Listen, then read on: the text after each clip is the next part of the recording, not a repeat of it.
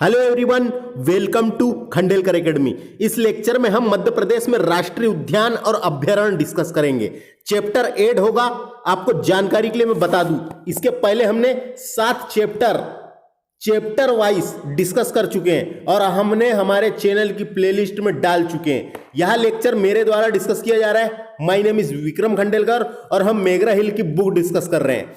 मेघरा हिल की जो बुक आती है मध्य प्रदेश वास्तुनिष्ठ प्रश्न संग्रह की, टाटा मेघरा हिल पब्लिकेशन की जो बुक आती है मध्य प्रदेश सामान्य ज्ञान एमसीक्यू वाली, वो हम डिस्कस कर रहे हैं। तो यह लेक्चर मैं आप तक लेकर आ रहा हूं। My name is Vikram Khandelkar और ये चैप्टर 8 होगा। इसके पहले हमने 7 चैप्टर डिस्कस कर चुके हैं। आप हमारे चैनल की प्लेलिस्ट बनी हुई है, उसमें देख सकते हैं। तो फ्रेंड्स, आइए शुरू करते हैं ज्यादा देरी ना करते हुए।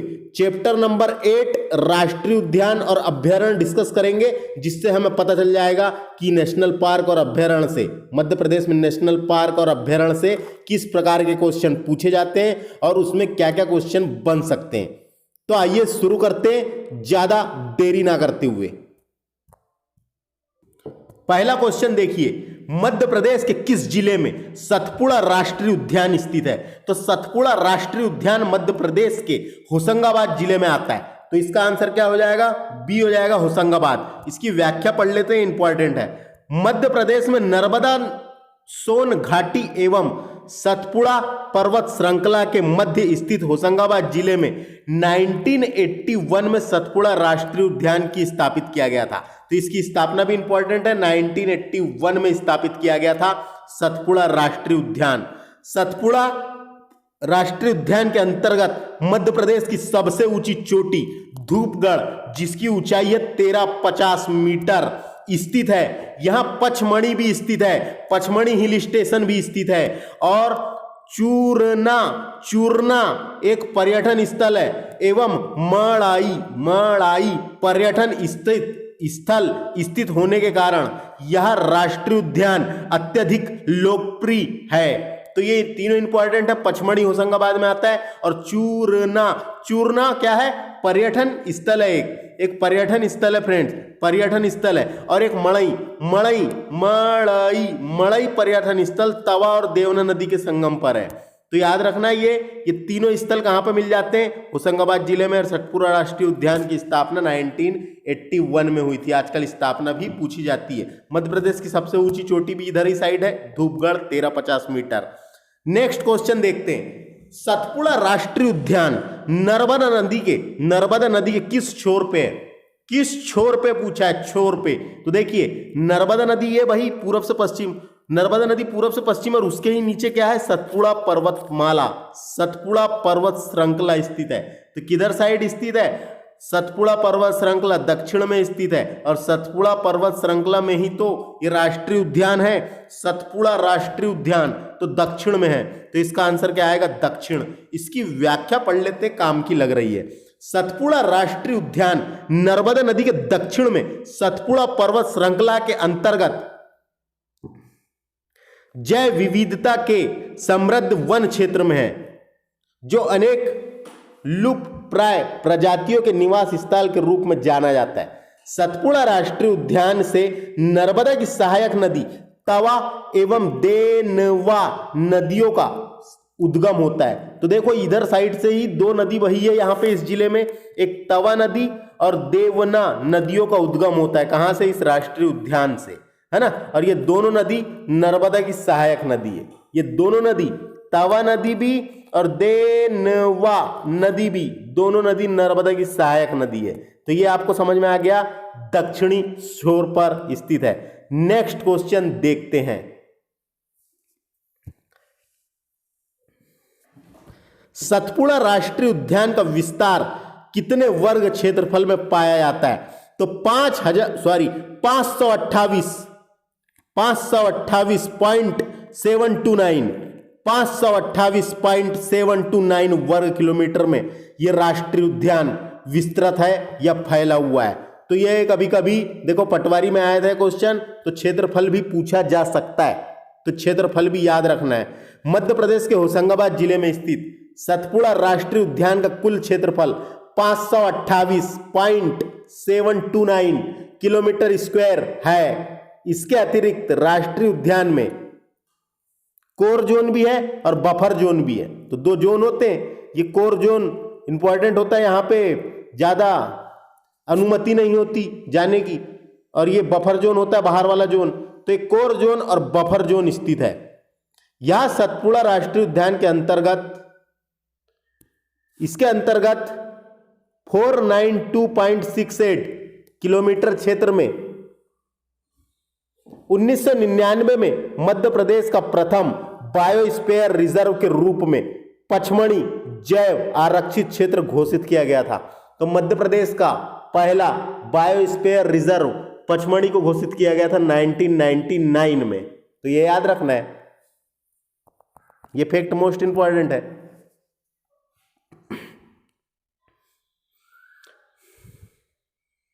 मध्य प्रदेश में 3 बायोस्फीयर रिजर्व है, 3 है, पचमढ़ी, अमरकंटक और नया बना है पन्ना। तो देखो ये इसको कब घोषित किया गया था? 1999 में। तो सन भी इंपॉर्टेंट है। तो पचमढ़ी पहला बायोस्फीयर रिजर्व सेंटर था। नेक्स्ट क्वेश्चन, सतपुड़ा राष्ट्रीय उद्यान में पाए जाने वाला इंडियन बाइसन को किस नाम से जाना जाता है? तो इसे स्वाम्प बाइसन के रूप में जाना जाता है। तो याद रखना है, ये आंसर होगा इसका सी, स्वाम्प बाइसन। तो स्वाम्प बाइसन के बारे में यहां कुछ दिया हुआ है, तो उसको देख लेते हैं। तो देखिए, सतपुड़ा राष्ट्रीय उद्यान पक्षियों के लिए भी प्रसिद्ध है, जिसके मुख्य आकर्षण के रूप में इंडियन बाइसन, यानी पशु के लोगों के लिए पशु है वहां पे ज्यादा, तो इंडियन बाइसन पशु को गौर के नाम से जाना जाता है, GAUR। ये इंपॉर्टेंट है, इंडियन बाइसन को गौर के नाम से जाना जाता है, इंपॉर्टेंट है। इंडियन बाइसन पशु को स्थानीय लोगों द्वारा घायल, मिथुन, गौरी गाय, बोदा, गवाली आदि नामों से भी पुकारा जाता है। तो ये आप इसकी व्याख्या पढ़ सकते हैं, कोई दिक्कत नहीं है व्याख्या में, कोई दिक्कत नहीं है, व्याख्या आप पढ़ सकते हैं फ्रेंड्स। नेक्स्ट क्वेश्चन डिस्कस करेंगे हम, जो भी इंपॉर्टेंट रहेगा वही मैं बताऊंगा। मध्य प्रदेश में एकमात्र राष्ट्रीय उद्यान का नाम बताइए जिसमें बस हो गया, जीप, हाथी, डोंगी एवं नाव चलाने की अनुमति प्राप्त है। तो सतपुड़ा राष्ट्रीय उद्यान में मड़ई पर्यटन स्थल है, जहां प्रशासनिक रूप से बस, जीप, हाथी, घोड़ा, डोंगी एवं नाव चलाने की अनुमति आम नागरिकों को प्राप्त होती है। तवा एवं देवना नदी के संगम पर मड़ई स्थल स्थित है सतपुड़ा राष्ट्रीय उद्यान में। तो आपको समझ में आ गया होगा, इसकी व्याख्या देख लेना आप लोग। नेक्स्ट क्वेश्चन, मध्य प्रदेश में सतपुड़ा राष्ट्रीय उद्यान को किस वनों का अद्भुत संधि स्थल के रूप में जाना जाता है? तो साल और सागून के वन मिलते हैं इस राष्ट्रीय उद्यान में, एक साल और सागून के वन मिलते हैं इस राष्ट्रीय उद्यान में। तो इसकी व्याख्या आप पढ़ सकते हैं, कोई दिक्कत नहीं है। क्वेश्चन नंबर 7 डिस्कस करते हैं। सूची पहली और सूची दूसरी दी गई है, एक तरफ राष्ट्रीय उद्यान लिखे हुए हैं और एक तरफ उनका क्षेत्रफल लिखा हुआ है। तो डायरेक्ट इसका आंसर डिस्कस करते हैं। तो देखिए, कान्हा राष्ट्रीय उद्यान जो है, जिसका क्षेत्रफल 940 वर्ग किलोमीटर मिलता है, 940, और ये मध्य प्रदेश का सबसे बड़ा नेशनल पार्क है, तो याद रखना है। उसके बाद बांधवगढ़ राष्ट्रीय उद्यान का क्षेत्रफल 437 वर्ग किलोमीटर मिलता है। तो ये इंपॉर्टेंट है, 437 क्षेत्रफल, और स्थापना भी पूछी जाती है। पेंच राष्ट्रीय उद्यान 449.39 पेंच राष्ट्रीय उद्यान का भी याद रखना है। पन्ना राष्ट्रीय उद्यान का 542 और माधव राष्ट्रीय उद्यान का 375 किलोमीटर स्क्वायर। ये सब क्षेत्रफल दिए हुए हैं फ्रेंड्स, क्षेत्रफल भी पूछे जाते हैं। तो कभी कान्हा राष्ट्रीय उद्यान का इंपॉर्टेंट है और बांधवगढ़ का इंपॉर्टेंट है। नेक्स्ट क्वेश्चन देखते हैं। देखिए, इसमें भी क्षेत्रफल दिया हुआ है। तो देखिए, वन विहार राष्ट्रीय उद्यान, जिसका क्षेत्रफल 4.45 वर्ग किलोमीटर है। संजय गांधी राष्ट्रीय उद्यान 446.66 वर्ग किलोमीटर है। तो याद रखना है। नेक्स्ट चलते हैं। सतपुड़ा राष्ट्रीय उद्यान 528.729 वर्ग किलोमीटर। सतपुड़ा राष्ट्रीय उद्यान का इंपॉर्टेंट है। डायनासोर राष्ट्रीय उद्यान 89.740 हेक्टेयर में फैला हुआ ये, हेक्टेयर है ना। और ओमकालेश्वर राष्ट्रीय उद्यान 651 वर्ग किलोमीटर निर्माणाधीन है, ये प्रस्तावित है ना। तो ये भी आपको याद रखना है, कभी कभी पूछे जा सकते हैं। नेक्स्ट क्वेश्चन चलते हैं, नेक्स्ट क्वेश्चन देखते हैं। अच्छा क्वेश्चन है। तो मैंने आपको क्या बताया, क्षेत्रफल भी याद रखना है और स्थापना भी याद रखना है। अब बात करते हैं यहाँ पे 90 नंबर की क्वेश्चन की। मध्य प्रदेश के किस अभ्यारण्य में देश का प्रथम लोमड़ी संरक्षण केंद्र 2017 में स्थापित किया गया था? तो 2017 में जो लोमड़ी संरक्षण केंद्र रालामंडल अभ्यारण्य इंदौर में स्थापित किया गया था। ये कहां पर है? इंदौर में है, रालामंडल अभ्यारण्य इंदौर में। तो 1989 में इंदौर में स्थापित किया गया था ये रालामंडल अभ्यारण्य इंदौर को, इंदौर में। 2.340 वर्ग किलोमीटर इसका क्षेत्रफल है। रालामंडल अभ्यारण्य देश का प्रथम लोमड़ी संरक्षण केंद्र 2017 में स्थापित किया गया था। इसके अतिरिक्त इस अभ्यारण्य में बाघ, तेंदुआ ये सब देखने को मिलते हैं। और मध्य प्रदेश का दूसरा तितली पार्क यहाँ भी है ना, तो ये भी याद रखना है। और बेम्बू सेटम नामक बांस प्रोडक्शन प्रोजेक्ट इंदौर में ही स्थापित है, यानी यहीं स्थापित है रालामंडल में, है ना। बेम्बू सेटम नामक बांस प्रोजेक्ट यहीं स्थापित है। तो ये समझ में आ गया आपको। नेक्स्ट क्वेश्चन चलते हैं।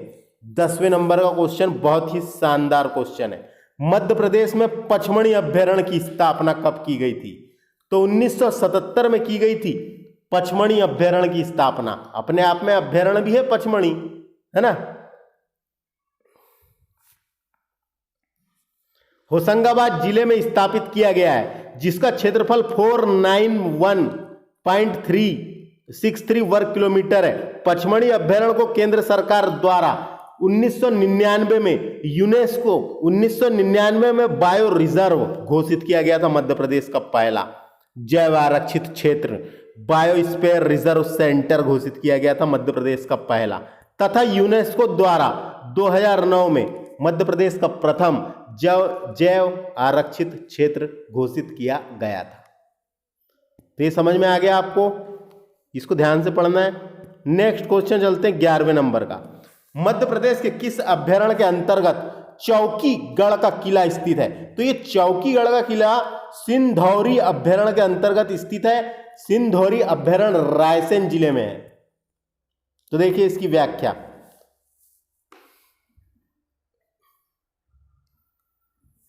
मध्य प्रदेश के सिंधौरी अभ्यारण्य में चौकीगढ़ का किला स्थित है। मृगनाथ की गुफा और जामवंती गुफा भी स्थित है। कहां पे? रायसेन में। इसके अतिरिक्त इस अभ्यारण्य में बारना बांध, सुने होंगे बारना बांध, रायसेन में है, पढ़े अपन ने, बारना बांध स्थित है। तथा प्रयाग ऐतिहासिक महत्व के लिए प्रसिद्ध है।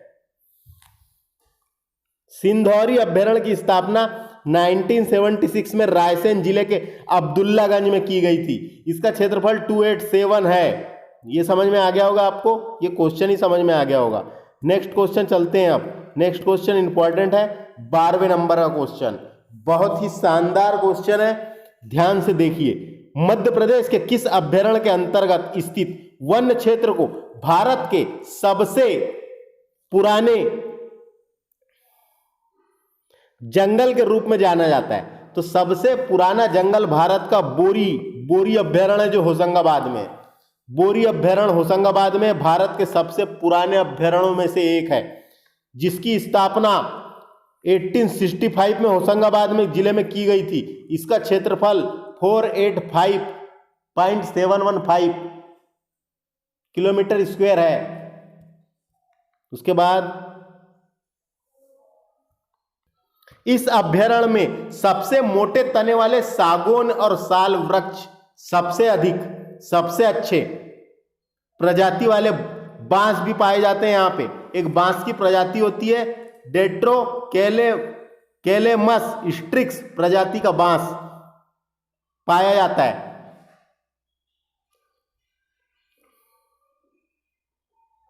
बांस जिला कहते हैं बालाघाट को, बालाघाट जिला जो है इसको बांस जिला कहते हैं। और ये सबसे अच्छा वाला किस्म का बांस का नाम है डेंड्रोकेलेमस, डेंड्रोकेलेमस स्ट्रिक्स प्रजाति का बांस। और बांस एक प्रकार की सबसे बड़ी घास है, ये भी याद रखना है।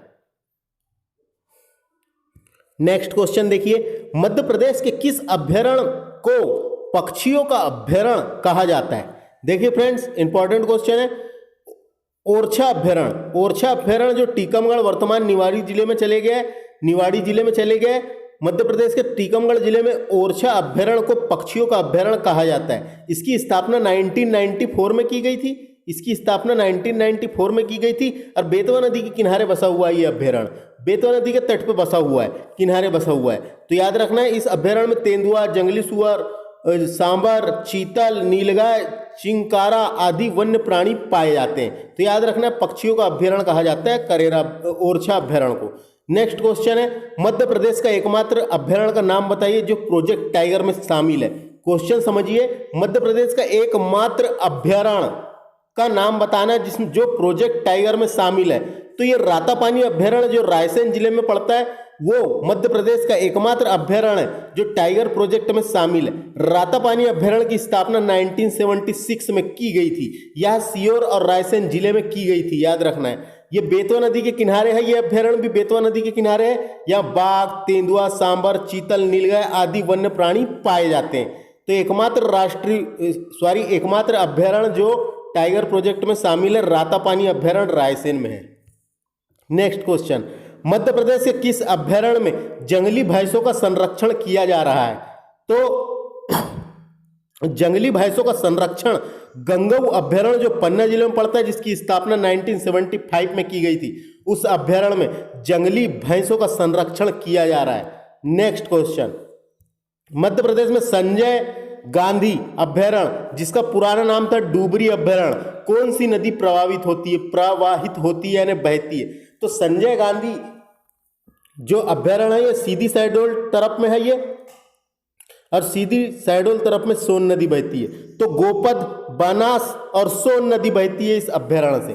तो गोपद, बनास और सोन नदी इस जिले से बहती है। इस अभयारण्य की स्थापना 1975 में की गई थी। नेक्स्ट क्वेश्चन चलते हैं, मध्य प्रदेश में शहडोल उमरिया जिले में पनपाठा अभयारण्य की स्थापना कब की गई थी?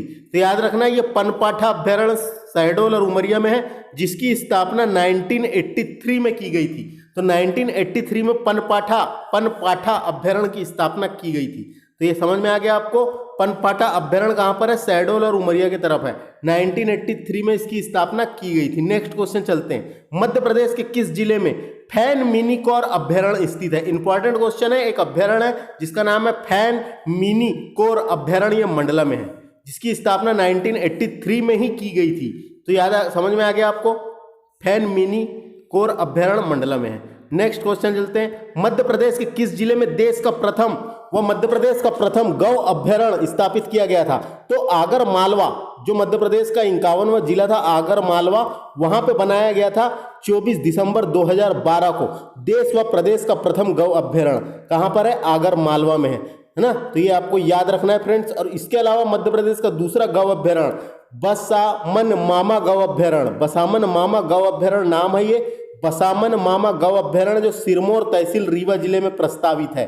तो दो गौ अभयारण्य इंपॉर्टेंट है, एक आगर मालवा में है और एक रीवा में है सिरमौर तहसील में। नेक्स्ट क्वेश्चन, मध्य प्रदेश के दमोह जिले में रानी दुर्गावती यानी दुर्गावती अभयारण्य की स्थापना कब की गई थी? तो ये 1997 में दमोह जिले में दुर्गावती अभयारण्य की स्थापना की गई थी, इंपॉर्टेंट है। नेक्स्ट क्वेश्चन, मध्य प्रदेश के शहडोल जिले में किस नदी पर सोन घड़ियाल अभयारण्य स्थापित किया गया है? तो सोन घड़ियाल अभयारण्य सोन नदी पर है, जहां घड़ियालों का संरक्षण किया जा रहा है।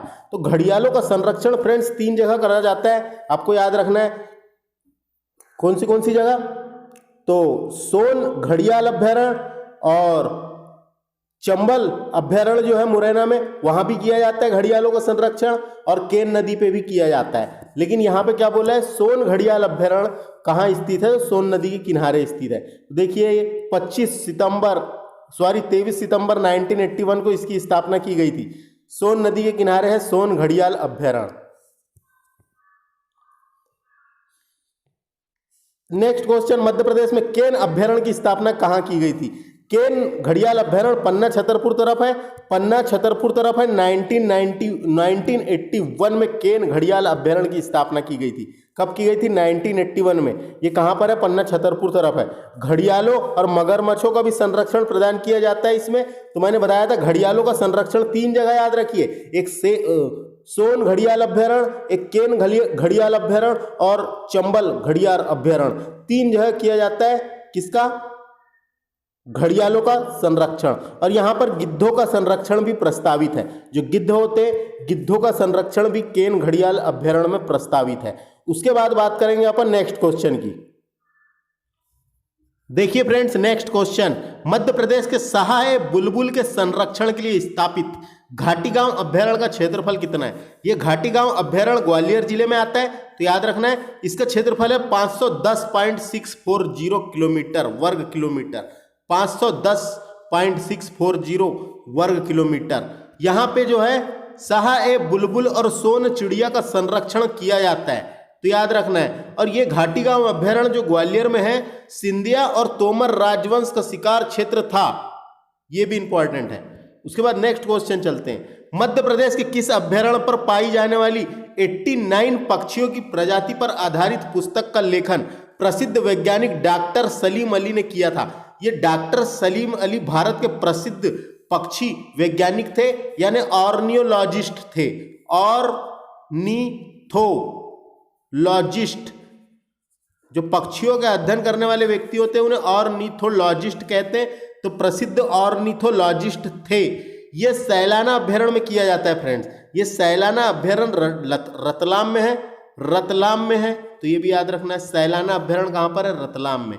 तो देखिए मध्य प्रदेश के रतलाम जिले के अंतर्गत 1983 में स्थापित सैलाना अभ्यारण्य पर पाई जाने वाली 89 पक्षियों की प्रजाति पर आधारित पुस्तक का लेखन प्रसिद्ध वैज्ञानिक डॉक्टर सलीम अली ने किया था, तो ये याद रखना है। यहाँ खरमोर पक्षी दूधराज का संरक्षण भी किया जाता है, तो याद रखना है दूधराज। जो साहा बुलबुल जो पक्षी है, जो मध्य प्रदेश का राजकीय पक्षी है, उसका एक वैज्ञानिक नाम मिल जाता है जिसका नाम है paradise fly catcher. Paradise fly catcher के संरक्षण के लिए भी प्रसिद्ध है, तो ये आप समझ गए होंगे। नेक्स्ट क्वेश्चन, मध्य प्रदेश के धार जिले में सरदारपुर अभ्यारण्य है। सरदारपुर अभ्यारण्य में खरमोर पक्षी का संरक्षण किया जाता है। इसका आंसर आएगा फर्स्ट, खरमोर पक्षी का संरक्षण सरदारपुर अभ्यारण्य जो धार में है वहां किया जाता है फ्रेंड्स। नेक्स्ट क्वेश्चन चलते हैं। नेक्स्ट क्वेश्चन, मध्य प्रदेश के शिवपुरी जिले में स्थित करेरा अभ्यारण्य में कौन सी नदी बहती है? तो करेरा अभ्यारण्य शिवपुरी में है, तो यहाँ ऐसे क्वेश्चन भी आ जाते हैं। करेरा अभ्यारण्य शिवपुरी में है और यहाँ से महुअर व बघेदारी नदी बहती है। महुअर व बघेदारी नदी बहती है। करेरा अभ्यारण्य की स्थापना 1981 में की गई थी। तो ये महुअर और बघेदारी नदी बहती है, 2 नाम याद रखना है। कहाँ से बहती? करेरा अभ्यारण्य से बहती है। नेक्स्ट क्वेश्चन चलते हैं। देखिए जो सोन चिड़िया उसका एक और नाम मिलता है द ग्रेट इंडियन बास्टर्ड के संरक्षण प्रदान है करेरा अभ्यारण्य में। करेरा अभ्यारण्य में मुख्य रूप से सोन चिड़िया ग्रेट इंडियन बास्टर्ड को संरक्षण प्रदान किया जाता है। कहाँ पे? करेरा अभ्यारण्य में। नेक्स्ट क्वेश्चन, मध्य प्रदेश के किस अभ्यारण्य का विस्तार मध्य प्रदेश के अतिरिक्त राजस्थान में भी है और उत्तर प्रदेश में भी है? तो राजस्थान में भी और उत्तर प्रदेश में भी ऐसा जिला कौन सा है? मुरैना। मुरैना जिला लगता है, तो मुरैना ही में है ये अभ्यारण्य जिसका नाम है चंबल, राष्ट्रीय चंबल घड़ियाल अभ्यारण्य। ये वाला अभ्यारण्य ऐसा है जो राजस्थान में भी है, मध्य प्रदेश में भी है और उत्तर प्रदेश में भी है ना फ्रेंड्स? तो ये याद रखना है। मध्य प्रदेश में चंबल अभ्यारण्य की स्थापना 1978-79 में की गई थी। 1978-79 में की गई थी। ये प्रदेश का सबसे बड़ा, ये मध्य प्रदेश का सबसे बड़ा घड़ियाल अभ्यारण्य है। मध्य प्रदेश का सबसे बड़ा घड़ियाल अभ्यारण्य है। ये भिंड, मुरैना और राजस्थान और उत्तर प्रदेश में भी विस्तृत है, तो ये आपको समझ में आ गया होगा। और इस अभ्यारण्य में डॉल्फिन का संरक्षण भी किया जाता है। जो डॉल्फिन होती है उसका संरक्षण भी इस अभ्यारण्य में किया जाता है। उसके बाद नेक्स्ट क्वेश्चन चलते हैं। खीवनी अभ्यारण्य खीवनी अभ्यारण्य से किस नदी का उद्गम होता है? तो खीवनी अभ्यारण्य दमोह जिले में देवास जिले में है, ये देवास जिले में पड़ता है। और यहाँ से जो है बालगंगा नदी का उद्गम होता है। तो खिवनी अभ्यारण्य में से बालगंगा नदी का उद्गम होता है और यहाँ पर शंकरखो जामनेर जलप्रपात स्थित है। शंकरखो जामनेर जलप्रपात स्थित है। शंकरखो जामनेर जलप्रपात स्थित है। तो याद रखना, ये 1995 में हुई थी इसकी स्थापना। खिवनी अभ्यारण्य देवास जिले में, फ्रेंड्स देवास में पड़ता है, याद रखना, कंफ्यूज नहीं होना है। नेक्स्ट क्वेश्चन, मध्य प्रदेश के किस अभ्यारण्य के अंतर्गत चिड़ीखो झील स्थित है? ये चिड़ीखो झील चिड़ीखो अभ्यारण्य में स्थित है और ये चिड़ीखो अभ्यारण्य राजगढ़ जिले में है। राजगढ़ जिले में, तो राजगढ़ जिले में है ये। 1974 में हुई थी इसकी स्थापना। तो चिड़ीखो झील अभ्यारण्य स्थित है, बोला है कहाँ पे? तो ये नरसिंहगढ़ अभ्यारण्य में स्थित है फ्रेंड्स। नरसिंहगढ़ अभ्यारण्य में स्थित है चिड़ीखो झील। नरसिंहगढ़ अभ्यारण्य को मालवा ए कश्मीर कहा जाता है। नरसिंहगढ़ अभ्यारण्य जो है इसे मालवा ए कश्मीर कहा जाता है। और जो नरसिंहगढ़ रियासत के महाराज लोग थे, राजा लोग थे, उनका शिकार क्षेत्र भी था ये। तो देखिए लिखा है, आगे चलते हैं। देखिए बताना है, एक तरफ राष्ट्रीय उद्यान दिया हुआ है और एक तरफ जिला दिया हुआ है। कौन से जिले में कौन सा राष्ट्रीय उद्यान है बताना है। तो डायरेक्ट इसके आंसर में फोकस करते हैं। देखिए पन्ना राष्ट्रीय उद्यान, ये पन्ना और छतरपुर में है फ्रेंड्स। पन्ना जिले में भी आता है और छतरपुर जिले में भी आता है। संजय गांधी राष्ट्रीय उद्यान, ये सीधी सिंगरौली तरफ है। सा से संजय, सा से सीधी, ऐसा याद रखें। नेक्स्ट है पेंच राष्ट्रीय उद्यान। पेंच राष्ट्रीय उद्यान सिवनी में है ज्यादातर, लेकिन छिंदवाड़ा में भी उसका कुछ हिस्सा है। तो सिवनी, छिंदवाड़ा, पेंच राष्ट्रीय उद्यान। कान्हा राष्ट्रीय उद्यान जो है ये बालाघाट में है और मंडला में, ज्यादातर मंडला में है ये। बालाघाट में इसका एक गेट मिलता है, मुक्की गेट। मुक्की गेट एक गेट है, मुक्की गेट। ये मुक्की गेट बालाघाट तरफ है। तो कान्हा नेशनल पार्क जो है ये मंडला और बालाघाट दोनों जगह है। उसके बाद नेक्स्ट क्वेश्चन चलते हैं।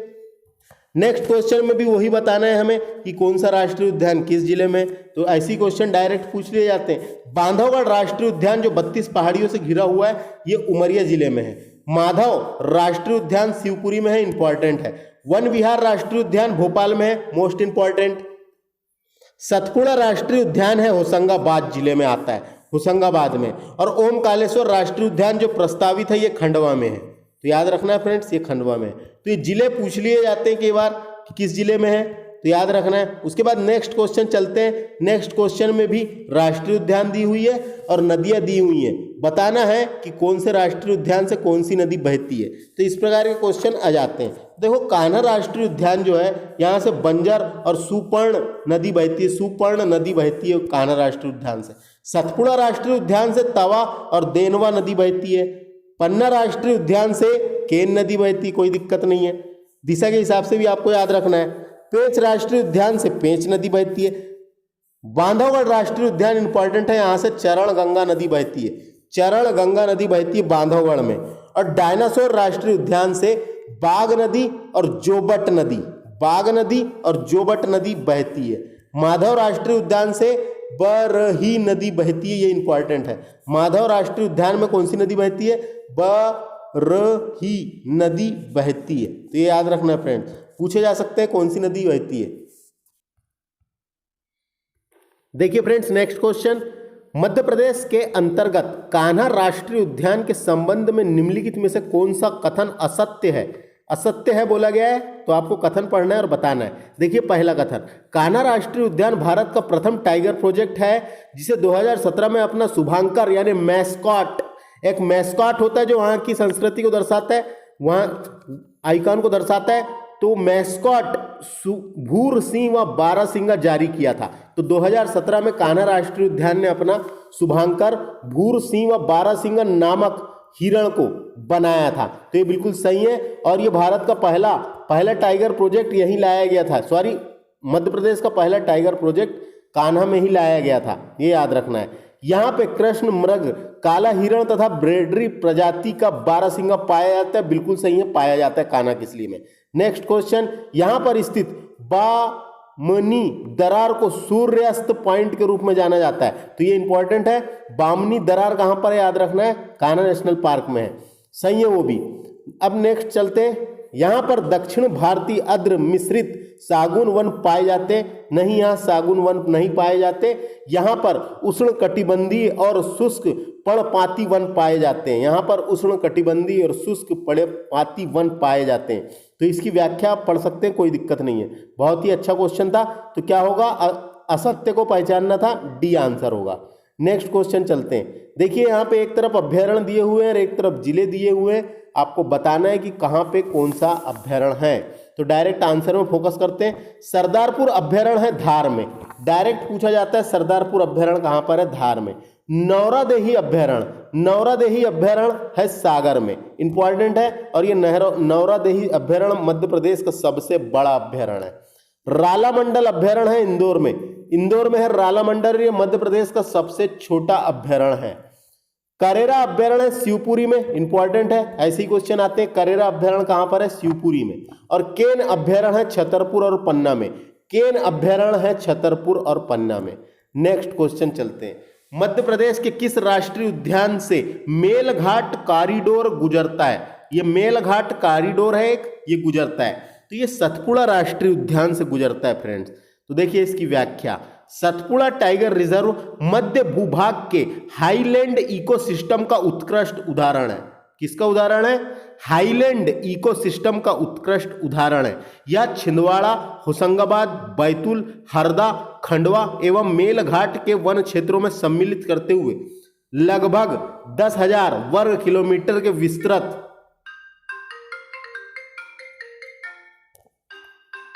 लगभग 10,000 वर्ग किलोमीटर विस्तृत लैंडस्केप का महत्वपूर्ण भाग है।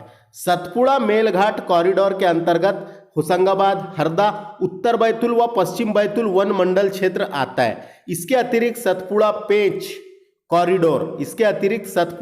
कॉरिडोर पश्चिमी छिंदवाड़ा एवं उत्तर बैतूल वन मंडल के क्षेत्र से होकर गुजरता है। तो ये क्वेश्चन आपको समझ में आ गया होगा, इसका आंसर आएगा बी। नेक्स्ट क्वेश्चन, निम्नलिखित विकल्पों में से कौन सा राष्ट्रीय उद्यान 1999 में मध्य प्रदेश का प्रथम जैव क्षेत्रीय रिजर्व के रूप में यानी बायो रिजर्व सेंटर का दर्जा दिया गया था? तो ये सतपुड़ा राष्ट्रीय उद्यान के अंतर्गत आता है पचमढ़ी बायोस्फीयर रिजर्व सेंटर। तो देखिए राष्ट्रीय उद्यान जैव विविधता के लिए समृद्ध वन क्षेत्र है जो अनेक लुप्तप्राय प्रजातियों का रहवास है।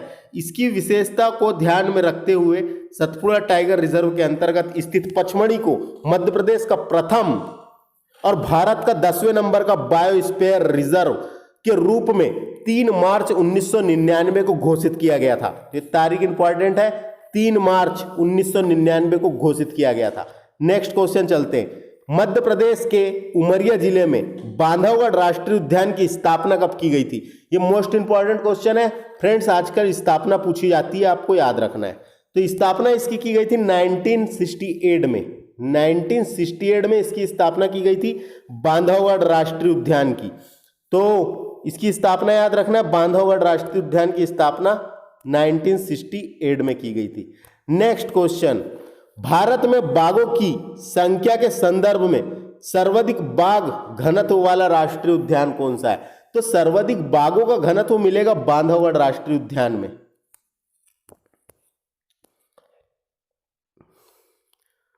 बांधवगढ़ राष्ट्रीय उद्यान में बाघों का सर्वाधिक घनत्व है और संख्या में पूछा जाएगा तो कान्हा राष्ट्रीय उद्यान है।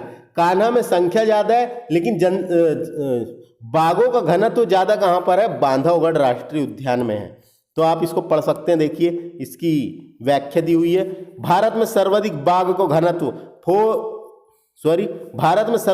घनत्व वाला राष्ट्रीय उद्यान बांधवगढ़ राष्ट्रीय उद्यान में पाया जाता है। इस राष्ट्रीय उद्यान में प्रति 8 किलोमीटर में एक बाघ पाया जाता है। सर्वाधिक बाघ घनत्व होने के कारण बांधव राष्ट्रीय उद्यान की तुलना राजस्थान के रणथंभौर राष्ट्रीय उद्यान से की जाती है। तो रणथंभौर राष्ट्रीय उद्यान राजस्थान में है। बांधवगढ़ राष्ट्रीय उद्यान में बंगाल टाइगर भी देखने को मिलता है, प्रसिद्ध है बंगाल टाइगर, तथा 1993-94 में प्रोजेक्ट टाइगर के रूप में सम्मिलित हुआ था। तो इसकी स्थापना कब हुई थी? 1968 में, और 1993-94 में प्रोजेक्ट टाइगर में शामिल हुआ था। बांधवगढ़ राष्ट्रीय उद्यान 32 पहाड़ियों से घिरा हुआ है, उमरिया जिले में आता है। नेक्स्ट क्वेश्चन चलते हैं फ्रेंड्स। बंगाल टाइगर के लिए प्रसिद्ध, बंगाल टाइगर के लिए प्रसिद्ध बांधवगढ़ राष्ट्रीय उद्यान के किस मादा बाघ को नेशनल जियोग्राफिक मैगजीन के पृष्ठ कवर पर प्रदर्शित किया गया था? जो नेशनल जियोग्राफिकल मैगजीन के जो फर्स्ट कवर होता है फ्रेंड्स, पहला कवर होता है ऊपर का, उसमें सीता नामक बाघिन को की फोटो छपी थी। तो ये क्वेश्चन है सीता नामक बाघिन, है ना, तो याद रखना है ये सीता नामक बाघिन की फोटो, देखो आया हुआ क्वेश्चन है, तो ये आप इसकी व्याख्या पढ़ सकते हैं फ्रेंड्स, कोई दिक्कत नहीं है। तो ये दी हुई है इसकी व्याख्या। नेक्स्ट क्वेश्चन चलते हैं। नेक्स्ट क्वेश्चन क्या कहना चाह रहा है? मध्य प्रदेश में सर्वप्रथम सफेद बाघ कब देखा गया था? तो 1914-15 में देखा गया था। 1914-15 आंसर आएगा इसका, सफेद बाघ देखा गया था। तो याद रखना है मध्य प्रदेश के विंध्याचल क्षेत्र के अंतर्गत बांधवगढ़ राष्ट्रीय उद्यान में सर्वप्रथम 1914-15 में सफेद बाघ देखा गया था, जिसे रीवा के तत्कालीन शासक वेंकट रमण सिंह ने पकड़ा था। तो वेंकट रमण सिंह ने पकड़ा था, रीवा के शासक थे ये तत्कालीन, तो याद रखना है किन्ने पकड़ा था। उसके अलावा ये व्याख्या आप पढ़ सकते हैं, कोई दिक्कत नहीं है। नेक्स्ट क्वेश्चन चलते हैं। मध्य प्रदेश के किस राष्ट्रीय उद्यान में प्रसिद्ध सफेद बाघ चार्टर के नाम से चार्टर पॉइंट निर्मित किया गया है? तो ये बांधवगढ़ राष्ट्रीय उद्यान में है चार्टर पॉइंट। तो इंपॉर्टेंट है क्वेश्चन, चार्टर पॉइंट, है ना। तो ये क्वेश्चन आप समझ सकते हैं, इसकी व्याख्या देखिए आप, कोई दिक्कत नहीं है, बहुत शानदार क्वेश्चन है। नेक्स्ट क्वेश्चन, सफेद बाघों की जन्मस्थली भी इसे बांधवगढ़ कहा गया। अब नेक्स्ट क्वेश्चन देखते हैं। बांधवगढ़ राष्ट्रीय उद्यान में निम्नलिखित जीवों को देखा जा सकता है? तो देखो ऐसे ही क्वेश्चन पूछ लिए जाते हैं, कौन से को देखा जा सकता है? तो सांबर, नीलगाय, सफेद शेर, आंसर आएगा सभी को देखा जा सकता है। नेक्स्ट क्वेश्चन डिस्कस करते हैं फ्रेंड्स। देखते हैं मध्य प्रदेश में रीवा के महाराजाओं के खेल व शिकार आरक्षित क्षेत्र को किस राष्ट्रीय उद्यान में परिवर्तित किया गया था? तो देखिए बांधवगढ़ राष्ट्रीय उद्यान में परिवर्तित किया गया था।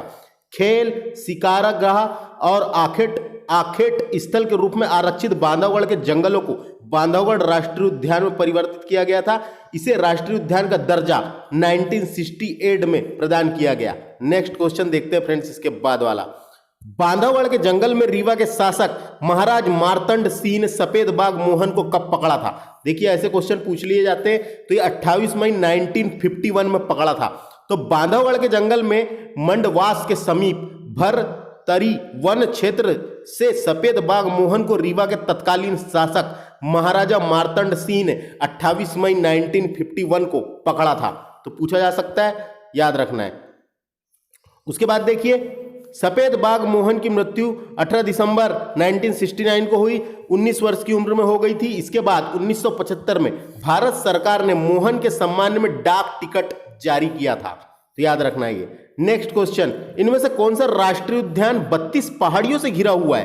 तो बांधवगढ़ राष्ट्रीय उद्यान जो है ये 32 पहाड़ियों से घिरा हुआ है और उमरिया जिले में आता है। तो याद रखना है, इससे उमरिया जिले में पड़ता है फ्रेंड्स ये बांधवगढ़।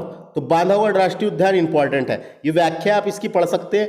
नेक्स्ट क्वेश्चन देखते हैं। बांधवगढ़ राष्ट्रीय उद्यान के मध्य से कौन सी नदी प्रभावित होती है यानी बहती है? तो उसके मध्य से चरण गंगा नाम की नदी बहती है। चरण गंगा नाम की नदी उमरिया जिले में बहती है, बांधवगढ़ से बहती है, याद रखना है। इसकी व्याख्या आप देख सकते हैं, कोई दिक्कत नहीं है। नेक्स्ट क्वेश्चन देखते हैं। मध्य प्रदेश के उमरिया जिले में स्थित बांधवगढ़ राष्ट्रीय उद्यान के अंतर्गत बांधवगढ़ के किले में किस भगवान की मूर्ति देखी जा सकती है? तो भगवान विष्णु की मूर्ति सामने में देखी जा सकती है, पत्थरों काटकर बनाई गई मूर्ति है, ये देख सकते हैं आप इसकी व्याख्या, भगवान विष्णु की मूर्ति देखी जा सकती है। नेक्स्ट क्वेश्चन देखते हैं। मध्य प्रदेश में किस राष्ट्रीय उद्यान को लैंड ऑफ व्हाइट टाइगर के नाम से जाना जाता है? तो लैंड ऑफ व्हाइट टाइगर के नाम से बांधवगढ़ राष्ट्रीय उद्यान को जाना जाता है। इसकी व्याख्या आप पढ़ सकते हैं, इसका आंसर होगा बांधवगढ़ राष्ट्रीय उद्यान। नेक्स्ट क्वेश्चन देखते हैं। मध्य प्रदेश में पन्ना राष्ट्रीय उद्यान की स्थापना कब की गई थी? तो पन्ना राष्ट्रीय उद्यान की स्थापना 1981 में की गई थी फ्रेंड्स, 1981 में की गई थी। इंपॉर्टेंट है, छतरपुर जिले में आता है ये राष्ट्रीय उद्यान, तो आपको याद रखना है। और यहाँ पे गंगऊ वन्य जीव अभ्यारण्य के स्थान पर पन्ना राष्ट्रीय उद्यान की स्थापना की गई थी। आपने पढ़े होंगे गंगऊ वन्य जीव अभ्यारण्य कहाँ पर है, वो भी पन्ना में है। नेक्स्ट क्वेश्चन देखते हैं, पन्ना राष्ट्रीय उद्यान को भौगोलिक रूप से पन्ना जिले के अंतर्गत कितने भागों में विभक्त किया गया है? तो 3 भागों में विभक्त किया गया है। 3 आंसर आएगा इसका, 3 भागों में विभक्त किया गया है। जो ऊपरी वाला हिस्सा है उसे तलगांव पठार कहते हैं, मध्य हिनौता पठार और केन नदी घाटी, 3 भागों में विभक्त किया गया। 3 आंसर आएगा इसका। नेक्स्ट क्वेश्चन, पन्ना राष्ट्रीय उद्यान की जीवन रेखा किस नदी को कहा जाता है? तो केन नदी बहती है पन्ना राष्ट्रीय उद्यान में, तो केन नदी को कहा जाता है। और केन नदी पर मगरमच्छ और घड़ियालों का संरक्षण प्रदान किया गया है। तो इसकी व्याख्या आप देख सकते हैं। केन नदी पर पांडव जलप्रपात भी है छतरपुर में, और गाथा जलप्रपात भी स्थित है। नेक्स्ट क्वेश्चन देखते हैं। नेक्स्ट क्वेश्चन डिस्कस करते हैं, मध्य प्रदेश में स्थित पन्ना राष्ट्रीय उद्यान के अंतर्गत किस प्रकार के वनों का विस्तार नहीं पाया जाता? बोला है नहीं पाया जाता, बताना है। तो उष्ण कटिबंधीय शुष्क पतझड़ वन पाए जाते हैं, उष्ण कटिबंधीय शुष्क सागौन वन पाए जाते हैं, उष्ण नम्र शुष्क पतझड़ तेंदुपत्ता वन, ये सी आएगा फ्रेंड्स इसका आंसर, ये नहीं पाए जाते। और ये सलाई बेसवेलिया और सेर्राटा व करधाई एनोजेसेस पेंडुला वन भी पाए जाते हैं। तो ये आपको याद रखना है, इसका आंसर होगा सी, नहीं पाए जाते। नेक्स्ट क्वेश्चन डिस्कस करते हैं, मध्य प्रदेश में पन्ना व छतरपुर जिले में स्थित पन्ना राष्ट्रीय उद्यान का क्षेत्रफल कितना है? तो 542 वर्ग किलोमीटर इसका क्षेत्रफल मिलता है। पन्ना राष्ट्रीय उद्यान पन्ना व छतरपुर में आता है। नेक्स्ट क्वेश्चन डिस्कस करते हैं, जंगली भैंसों का संरक्षण कहाँ किया जा रहा है? तो पन्ना राष्ट्रीय उद्यान एकमात्र राष्ट्रीय उद्यान है जहां जंगली भैंसों का संरक्षण प्रदान किया जा रहा है। इंपॉर्टेंट है, पूछा जाता है। जंगली भैंसों का संरक्षण प्रदान किया जा रहा है पन्ना राष्ट्रीय उद्यान में। नेक्स्ट क्वेश्चन डिस्कस करते हैं इसके बाद वाला, वर्ष 2018 में पन्ना राष्ट्रीय उद्यान की प्रमुख आकर्षण एवं विश्व की सबसे उम्रदराज हाथनी के रूप में किसका नाम Guinness book of world record में शामिल किया गया है? तो किसका किया गया देखना है नाम आपको। तो वत्सला नाम की हाथनी है एक, वत्सला नाम की, जिसका नाम Guinness book of world record में शामिल किया गया 2018 में। क्या नाम है उसका? वत्सला नाम की हाथनी है ना।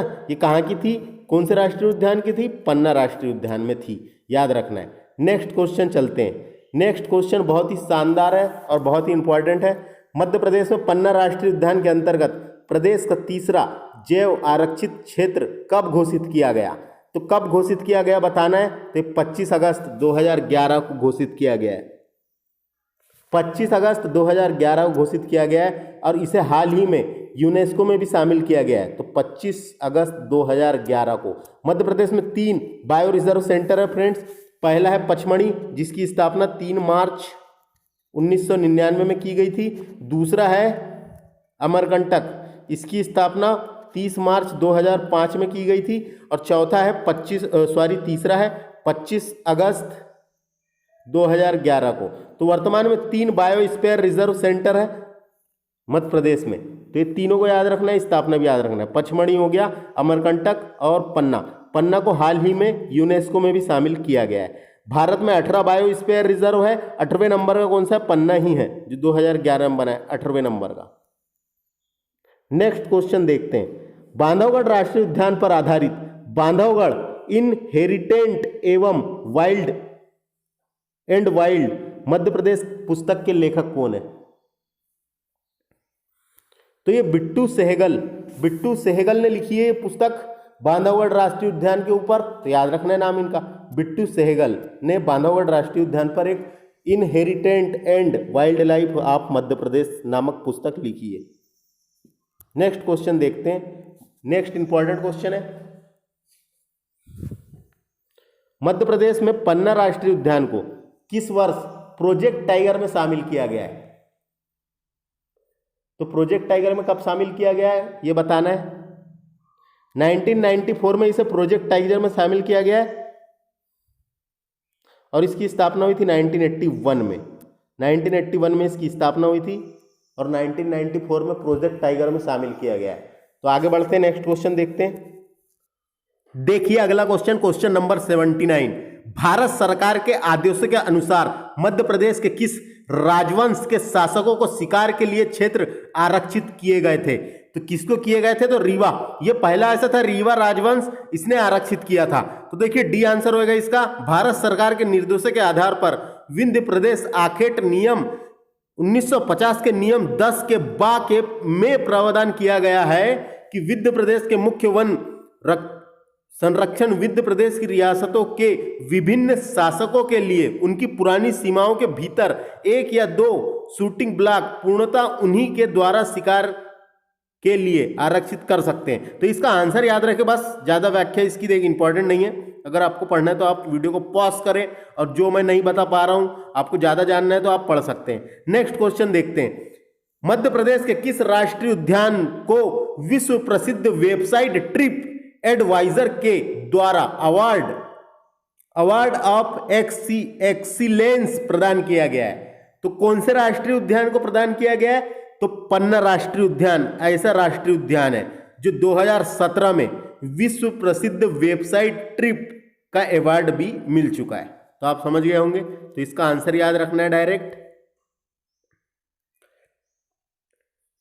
पन्ना राष्ट्रीय उद्यान को ही 2017 में सर्वश्रेष्ठ पर्यटन के पुरस्कार से भी नवाजा जा चुका है। तो ये भी याद रखना इंपॉर्टेंट है। नेक्स्ट क्वेश्चन चलते हैं। मध्य प्रदेश के किस राष्ट्रीय उद्यान का उल्लेख biodiversity concept and create a assignment in Vindhyan region नामक पुस्तक से प्राप्त होता है? तो कौन सा राष्ट्रीय उद्यान है?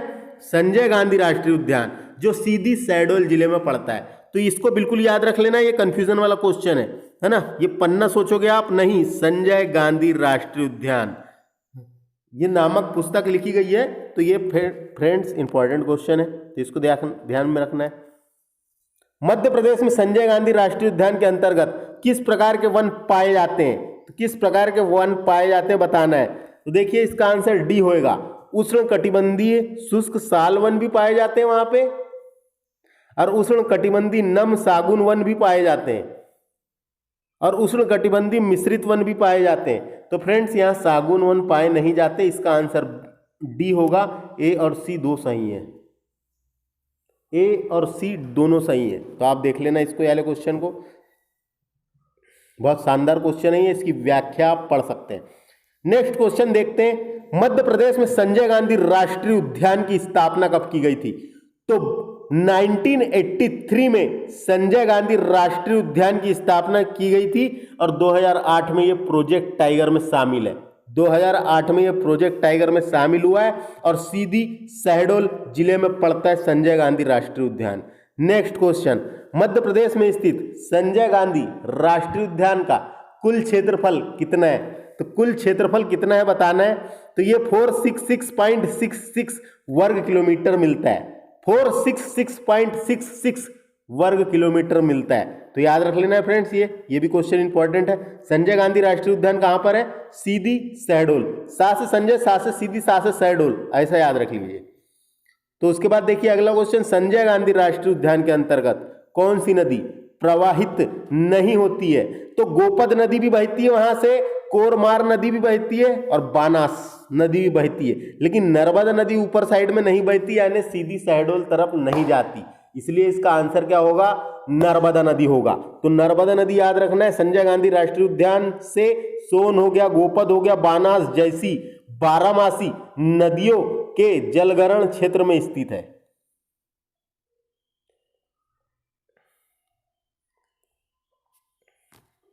नेक्स्ट क्वेश्चन देखते हैं। मध्य प्रदेश में संजय गांधी राष्ट्रीय उद्यान के अंतर्गत सफेद बाघ मोहन की जन्मस्थली कहां पर थी?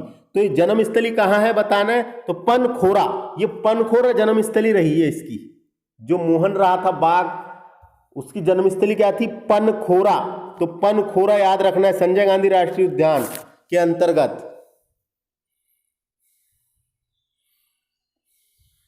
इसकी व्याख्या आप पढ़ सकते हैं फ्रेंड्स। नेक्स्ट क्वेश्चन देखते हैं। मध्य प्रदेश में स्थित निम्नलिखित राष्ट्रीय उद्यानों में से कौन सा मोगली भूमि और रुडयार्ड किपलिंग द्वारा लिखित प्रसिद्ध पुस्तक जंगल बुक का क्षेत्र माना जाता है? तो आपको जानकारी के लिए मैं बता दूं, पेंच राष्ट्रीय उद्यान में ही द जंगल बुक नामक किताब लिखी गई थी। इसकी प्रेरणा किस राष्ट्रीय उद्यान में मिली है? पेंच राष्ट्रीय उद्यान में मिली है। पेंच राष्ट्रीय उद्यान को मोगली लैंड के नाम से भी जाना जाता है, मोगली की भूमि के नाम से भी जाना जाता है। और द जंगल बुक नामक किताब के लेखक रुडयार्ड किपलिंग है। ये रुडयार्ड किपलिंग, इनका नाम याद रखिए, नोबेल पुरस्कार विजेता भी रहे हैं ये रुडयार्ड किपलिंग। रुडयार्ड किपलिंग की जन्म कर्मस्थली पूछा जाए कभी तो सिवनी है, याद रखना है, कर्मस्थली सिवनी है। कम से कम 6 साल इधर ही रुके थे ये सिवनी में, तो और वहीं पे बुक लिखे थे। उनको प्रेरणा कौन से राष्ट्रीय उद्यान से मिली थी? पेंच राष्ट्रीय उद्यान से मिली थी। पेंच राष्ट्रीय उद्यान सिवनी और छिंदवाड़ा जिले में आता है और महाराष्ट्र में भी है इसका कुछ हिस्सा। तो सिवनी में है पेंच राष्ट्रीय उद्यान। और पेंच राष्ट्रीय उद्यान की स्थापना कब हुई थी? 1975 में। और टाइगर प्रोजेक्ट में कब शामिल हुआ?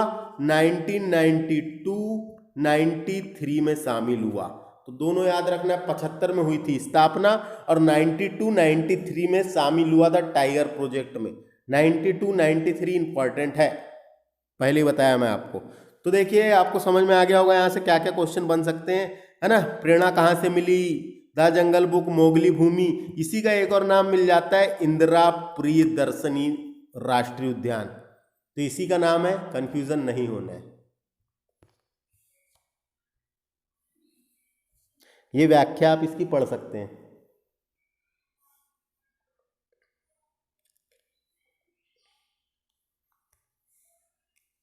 नेक्स्ट क्वेश्चन डिस्कस करते हैं।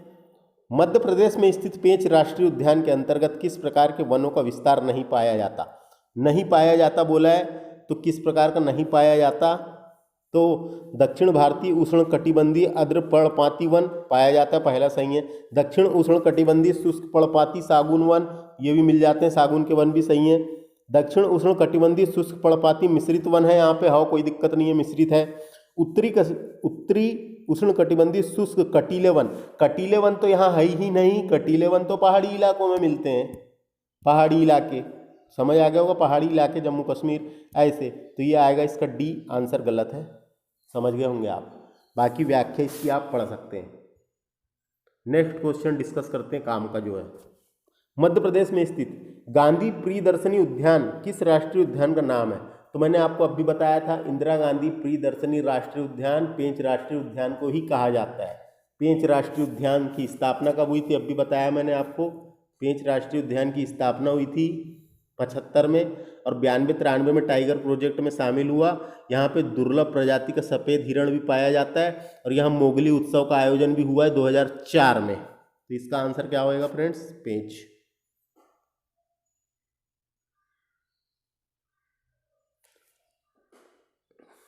और यहाँ से क्या इंपॉर्टेंट है? ठीक है, इतना आगे चलते हैं। नेक्स्ट क्वेश्चन, मध्य प्रदेश में दक्षिण पूर्व में स्थित पेंच राष्ट्रीय उद्यान का विस्तार मध्य प्रदेश के अतिरिक्त किस राज्य में पाया जाता है? तो महाराष्ट्र में है ना, सिवनी में है, सिवनी लगा हुआ है महाराष्ट्र से, इसका आंसर होगा महाराष्ट्र। नेक्स्ट चलते हैं, यहाँ से क्या इंपॉर्टेंट है देख सकते हैं आप व्याख्या।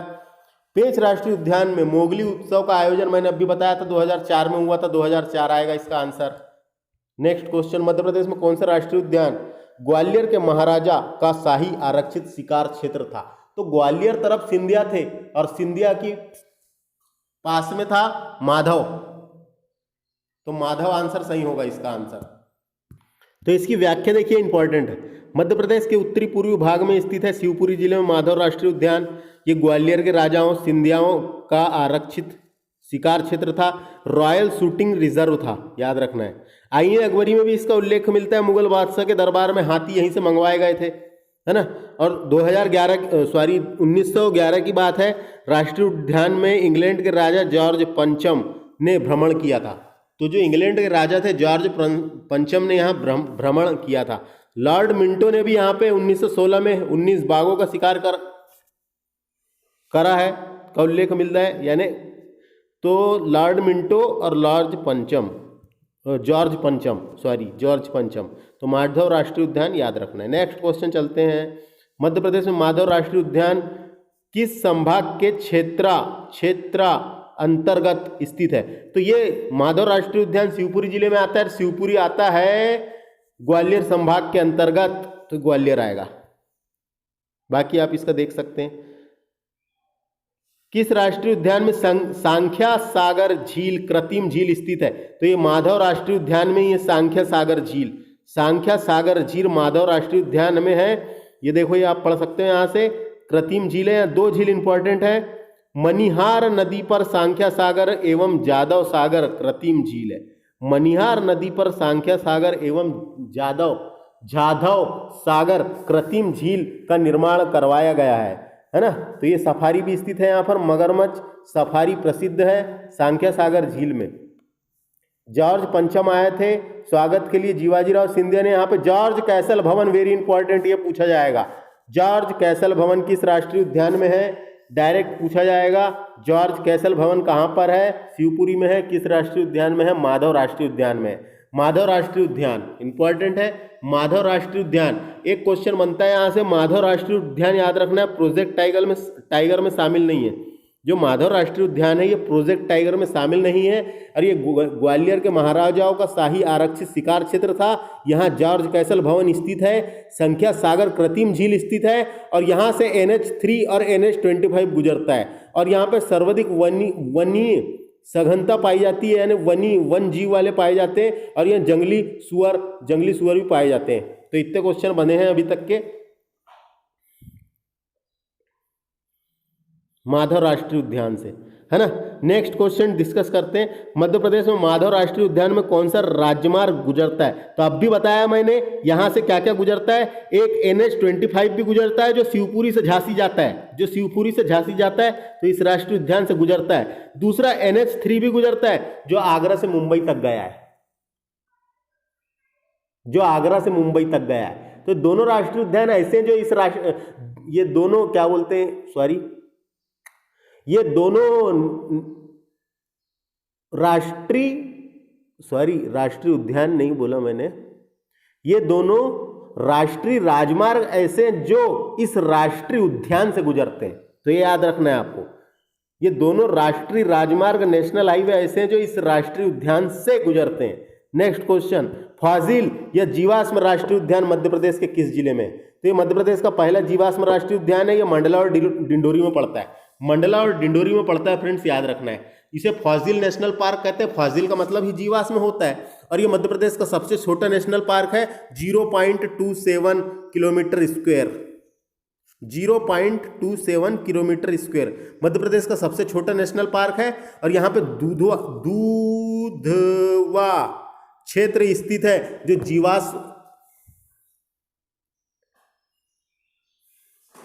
जीवाश्मी अवशेषों के लिए प्रसिद्ध है। तो दूधवा इसी का नाम था पुराना, याद रखना है। ये मध्य प्रदेश का सबसे छोटा नेशनल पार्क है, मंडला डिंडोरी में पड़ता है। तो अगर ये पर्सनली किसी एक जिले का नाम पूछा जाएगा तो डिंडोरी याद रखना है, डिंडोरी में है ये, है ना। ये इसकी व्याख्या लिखी हुई है, आप देख सकते हैं, कोई दिक्कत नहीं है। नेक्स्ट क्वेश्चन देखते हैं। मध्य प्रदेश के किस जिले में ओमकारेश्वर राष्ट्रीय उद्यान स्थित है? तो ओमकारेश्वर कहाँ पर है? ओमकारेश्वर ज्योतिर्लिंग कहाँ पे आता है? खंडवा में। उन्हीं के नाम पर, वही नाम पे एक राष्ट्रीय उद्यान बनाया गया खंडवा में है। ये भी याद रखना है, कोई दिक्कत नहीं है। निमाड़ क्षेत्र का पहला राष्ट्रीय उद्यान है ये। बस इतना याद रखें इससे, है ना। तो नेक्स्ट क्वेश्चन चलेंगे आगे।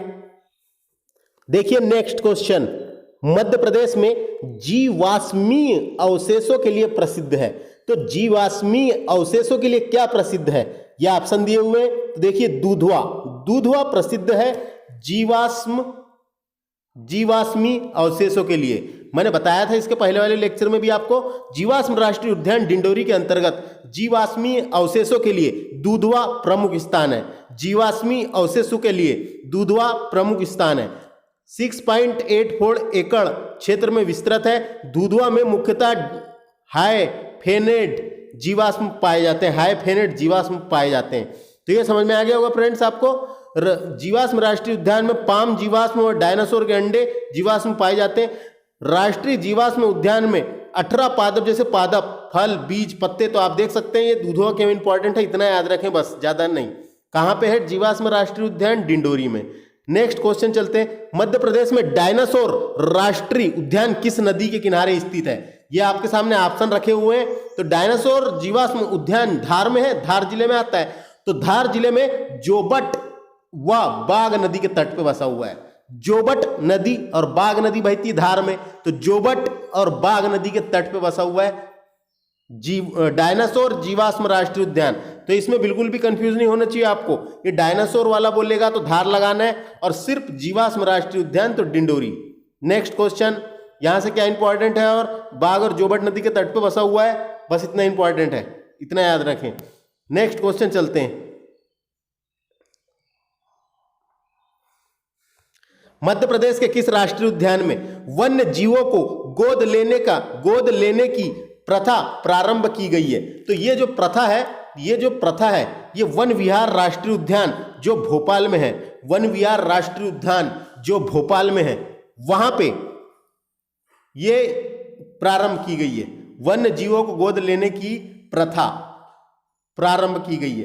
तो वन विहार राष्ट्रीय उद्यान 2008 में वन्य जीव अभ्यारण्य गोद लेने की प्रथा प्रारंभ की गई, और ये ISO प्रमाणित चिड़ियाघर है। तो यहाँ पे एक चिड़ियाघर भी है, उसे ISO सर्टिफाइड चिड़ियाघर है। तो वन विहार राष्ट्रीय उद्यान याद रखना है आपको कहां पर है, ये मध्य प्रदेश का प्रथम सर्प उद्यान है। वन विहार राष्ट्रीय उद्यान को सर्प उद्यान भी कहा जाता है, तो ये कभी कंफ्यूज नहीं होना है आपको। सर्प उद्यान पूछा जाएगा, वन विहार राष्ट्रीय उद्यान जो भोपाल में है। वन विहार राष्ट्रीय उद्यान की स्थापना, वन विहार नेशनल पार्क की स्थापना 1979 में की गई थी फ्रेंड्स, 1979 में की गई थी, ये भी इंपॉर्टेंट है। और ये सर्प उद्यान है, यहाँ पर वन जीवों को गोद लेने की प्रथा प्रारंभ की गई है। वन विहार राष्ट्रीय उद्यान में शुष्क पर्णपाती विरल वन पाए जाते हैं, वहां पे जो है शुष्क पर्णपाती विरल वन पाए जाते हैं, तो याद रखना है। चलते हैं आगे, यहां से आप देख सकते हैं इसकी व्याख्या पढ़ के। नेक्स्ट क्वेश्चन, वन विहार राष्ट्रीय उद्यान में किस प्रकार के वनों का विस्तार पाया जाता है? तो अभी मैंने बताया था कि शुष्क पर्णपाती विरल वन इस राष्ट्रीय उद्यान में पाए जाते हैं। शुष्क पर्णपाती विरल वन इस राष्ट्रीय उद्यान में पाए जाते हैं, सी आंसर होएगा सही। नेक्स्ट क्वेश्चन चलते हैं, बाकी व्याख्या आप पढ़ सकते हैं। मध्य प्रदेश की राजधानी भोपाल में वन विहार राष्ट्रीय उद्यान की स्थापना कब की गई थी? अब भी बताया था मैं, 1979 में की गई है इसकी स्थापना, 1979 में इसकी स्थापना की गई है वन विहार राष्ट्रीय उद्यान की, इंपॉर्टेंट है। और टाइगर प्रोजेक्ट में भी शामिल है ये, तो याद रखना है। श्यामला हिल पहाड़ी के अंतर्गत वन विहार राष्ट्रीय उद्यान की स्थापना 1979 में की गई, जहां 1981 में इसमें वन क्षेत्र का आरक्षण सघन के रूप में शुरू किया गया। तो ये आप इसकी व्याख्या पढ़ सकते हैं, जो काम का रहेगा वो। कुनोपालपुर वन्य जीव अभ्यारण्य मध्य प्रदेश के किस जिले में स्थित है? तो ये श्योपुर जिले में स्थित है फ्रेंड्स, श्योपुर जिले में स्थित है, श्योपुर जिले में स्थित है, श्योपुर जिले में स्थित है कुनोपालपुर वन्य जीव अभ्यारण्य।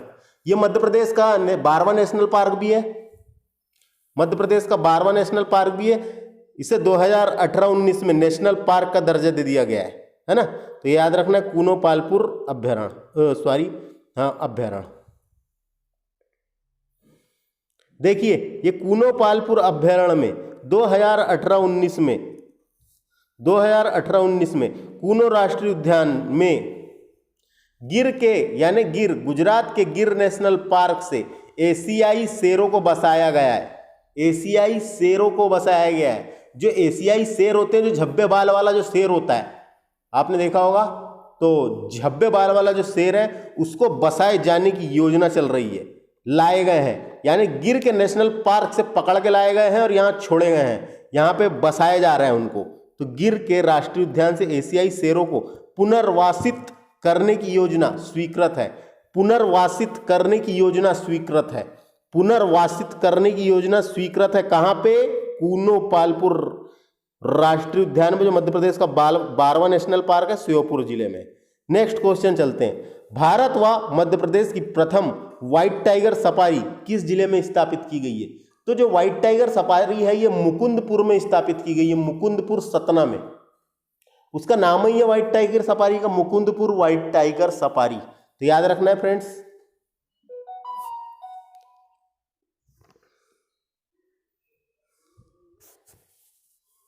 तो मुकुंदपुर व्हाइट टाइगर सफारी कहां पर है? सतना जिले में आता है, सतना में है। और इस व्हाइट टाइगर सफारी का नाम Maharaja Martand Singh Judeo white tiger safari स्थापित किया गया है, यानी ये नाम रखा गया है। इसकी व्याख्या आप पढ़ सकते हैं, कोई दिक्कत नहीं है ज़्यादा। ये बांधवगढ़ राष्ट्रीय उद्यान में बघेल संग्रहालय भी है, ये भी याद रखना है। एक संग्रहालय भी बना हुआ है, तो ये यहाँ पे ये याद रखना है। आगे चलते हैं, देखिए नेक्स्ट क्वेश्चन। मध्य प्रदेश के किस अभ्यारण्य में अफ्रीकी चीते को पुनर्वासित करने की योजना प्रस्तावित है? तो आपको जानकारी के लिए मैं बता दूं, नामीबिया देश से चीता लाया गया है और नौरादेही अभ्यारण्य जो सागर में है वहां पर लाया गया है। तो याद रखना है, नौरादेही अभ्यारण्य जो सागर में है, यह आंसर इसका सही होएगा। नामीबिया देश से, यानी अफ्रीका के नामीबिया देश से चीता को बसाए जाने की योजना नौरादेही अभ्यारण्य जो सागर में है वहां पे चल रही है। तो इसकी ये आप देख सकते हैं। नौरादेही अभ्यारण्य की स्थापना 1975 में की गई थी और यह मध्य प्रदेश का सबसे बड़ा अभ्यारण्य है। सबसे बड़ा अभ्यारण्य याद रखना है। कहां पे आता है ये? नौरादेही अभ्यारण्य सागर में है। सागर, दमोह, नरसिंहपुर इधर साइड पड़ता है, लेकिन सागर स्पेशल। तो ये देखना है आपको यहां से, और इतना ही है। नेक्स्ट क्वेश्चन, मध्य प्रदेश के किस अभ्यारण्य में चंबल नदी 2 भागों में विभाजित करती है? चंबल नदी जो है गांधी सागर अभ्यारण्य को विभाजित करती है। गांधी सागर अभ्यारण्य मंदसौर में है, याद रखना है, मंदसौर में है। 1974 में हुई थी इसकी स्थापना। मध्य प्रदेश के किस अभ्यारण्य को महाराष्ट्र के मेघराज अभ्यारण्य से जोड़कर बाघ गलियारा बनाने की योजना प्रस्तावित है? तो बाघ गलियारा बनेगा कालीभीत अभ्यारण्य से जोड़ने वाले हैं। ये कालीभीत अभ्यारण्य है बैतूल में। कालीभीत अभ्यारण्य है बैतूल में, है ना। तो फ्रेंड्स याद रखना है इसको, इसकी व्याख्या आप पढ़ सकते हैं। नेक्स्ट क्वेश्चन चलते हैं। अब देखो, एक तरफ में राष्ट्रीय उद्यान दिया हुआ है, एक तरफ में क्षेत्रफल दिया हुआ है, मिलाना है। सही जोड़ी में भी क्वेश्चन पूछ ले जाते हैं कई बार। तो बोरी अभ्यारण्य कहां पर है? यह है होशंगाबाद में, है ना। इसका क्षेत्रफल देख सकते हैं आप। खीवनी अभ्यारण्य, खीवनी अभ्यारण्य देवास में। ओरछा अभ्यारण्य निवाड़ी में। बगदरा अभ्यारण्य ये है सीधी में, और पनपाठा अभ्यारण्य उमरिया में। तो ये जिले का नाम मैंने बता दिया, और इसके आप ये क्षेत्रफल देख सकते हैं, जिसमें से बोरी अभ्यारण्य का इंपॉर्टेंट है बस 485.715 वर्ग किलोमीटर।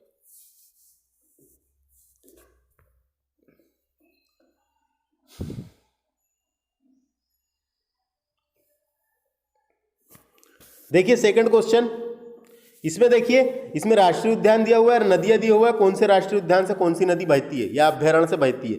तो रातापानी अभ्यारण्य जो रायसेन में है, वहां पे बेतवा नदी बहती है, तो ये बेतवा आंसर हो गया इसका। संजय गांधी अभ्यारण्य, जिसका पुराना नाम डुबरी अभ्यारण्य था, यहां पे गोपद नदी बहती है, गोपद नाम की नदी बहती है। उसके बाद है करेरा अभ्यारण्य जो शिवपुरी में है, वहां महुअर नदी बहती है, महुअर। नरसिंहगढ़ अभ्यारण्य जो राजगढ़ में है, वहां पे सोनार नदी बहती है। और तो फ्रेंड्स याद रखना, पालपुर कूनो अभ्यारण्य कूनो नदी के तट पे श्योपुर में। नेक्स्ट क्वेश्चन देखते हैं, मध्य प्रदेश के पालपुर कूनो अभ्यारण्य में कौन सी नदी प्रभावित होती है? तो कूनो नदी ही बहती, कूनो नदी के नाम पे ही नाम पड़ा है उस अभ्यारण्य का। श्योपुर जिले में स्थित है, याद रखना है, श्योपुर जिले में स्थित है। मध्य प्रदेश का 12वां नेशनल पार्क बना दिया गया है इसे। और